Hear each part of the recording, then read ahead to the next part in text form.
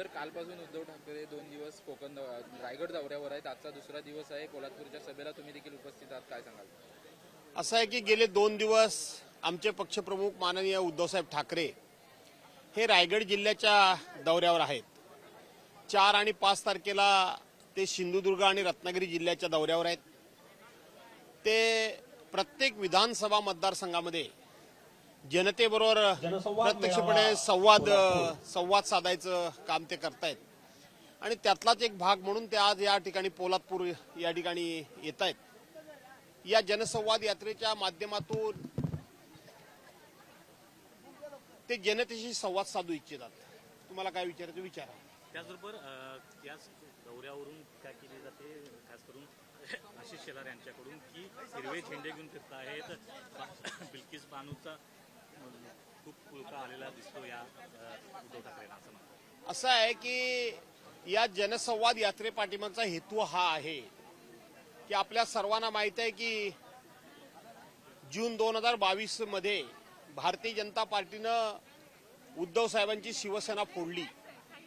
त्यानंतर जुलै 2023 मध्ये राष्ट्रवादी काँग्रेस पक्ष फोडला.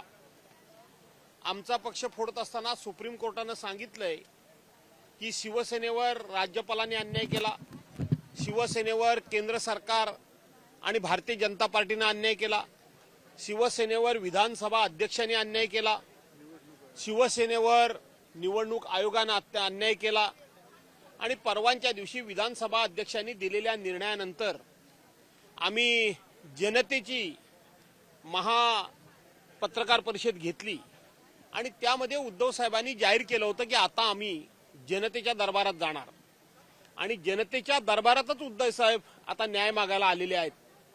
आपण हा मिळणारा प्रतिसाद बघितला तर आपल्या सर्वांच्या लक्षात येईल की उद्धव साहेबांना जनता न्याय निश्चितपणे देईल अशा प्रकारचं चित्र आहे आणि ज्यांनी म्हणून उद्धव साहेबांचा किंवा पवार साहेबांचा पक्ष फोडला त्यांना जनता धडा शिकवेल हाच या जनसंवाद यात्रेतून संदेश हा संपूर्ण महाराष्ट्रामध्ये गेलेला आहे. गोगावलेंचा आणि आदिती तटकर यांचा हा मतदारसंघ आहे. गोगावलेंवरती जोरदार टीका आपल्याकडून वारंवार करण्यात येत होती.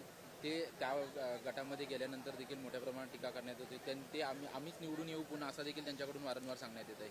असं आहे की सुरुवातीच्या काळामध्ये ते शिंदेबरोबर गेले तेव्हा त्यांना असं वाटत होतं की जनता आपल्या बरोबर आहे, परंतु हा महाराष्ट्र स्वाभिमानी महाराष्ट्र आहे आणि हिंदवी स्वराज्याचे संस्थापक छत्रपती शिवाजी महाराज ज्यांनी आपली राजधानी या ठिकाणी वसवली, या ठिकाणी राज्याभिषेक हा छत्रपती शिवाजी महाराजांना झाला आणि त्याच शिवाजी महाराजांच्या रायगड किल्ल्यावर टकमक नावाचं एक टोक आहे.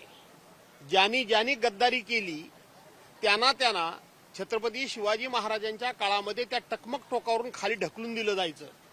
माझी खात्री आहे ही लोकशाही सध्या देशामध्ये आहे. येणाऱ्या निवडणुकीमध्ये जे कोणी अशा प्रकारच्या वल्गना करतायत त्यांना लोकशाही मार्गानं टकमक टोक दाखवतील आणि त्यांचा राजकीय कायमचा कार्यक्रम करून टाकतील. सूर्यकांत दळवी यांनी काल भाजपात प्रवेश केला.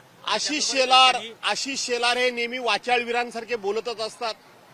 उद्धव साहेबांनी त्या ठिकाणी कोणाचा झेंडा घेतला यापेक्षा इक्बाल मिर्चीची प्रॉपर्टी घेतलेले प्रफुल्ल पटेल त्यांचा तुम्ही त्या ठिकाणी झेंडा घेतलेला आहे का? त्या ठिकाणी याकूब मेमनची कबर तुम्ही त्या ठिकाणी सजवण्याची नटवण्याची तुम्ही सुपारी घेतली का काय?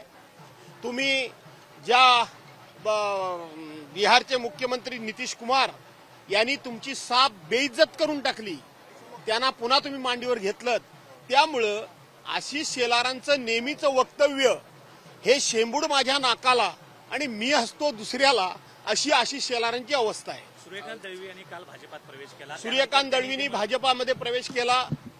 ते दिल्या घरी त्यांनी सुखी राहावं असा मी त्या ठिकाणी संदेश देतो. परंतु एक गोष्ट मात्र मला प्रामाणिकपणे कबूल केली पाहिजे की वर्षानुवर्षे असलेले आमचे सहकारी या पक्षामध्ये असलेले सहकारी जातात हे थोडंसं नाही म्हटलं तरी मनाला वेदना देणारं आहे. गेले ते सर्रास कावळे असं मी म्हणणार नाही आणि म्हणून सूर्यकांत दळवींसारख्या एका जुन्या जाणत्या माणसानं न जाणं हेच बरं होतं. इथं ते मानासन्मानात राहिले असते, परंतु भारतीय जनता पार्टी आता त्यांना तिथे सतरंजा चुलायला लावेल एवढं मी सांगतो.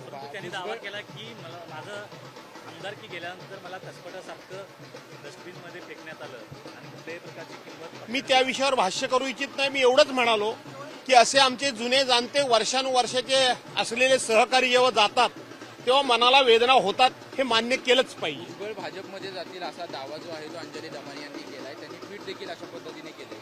सध्या भुजबळ हे अजित पवार गटाचे राहिलेले नाहीत, तर ते भाजपच्या एका प्रमुख नेत्याच्या बोटावर, इशाऱ्यावर आणि त्यांच्या तालावर नाचणारे नेते राहिलेले आहेत.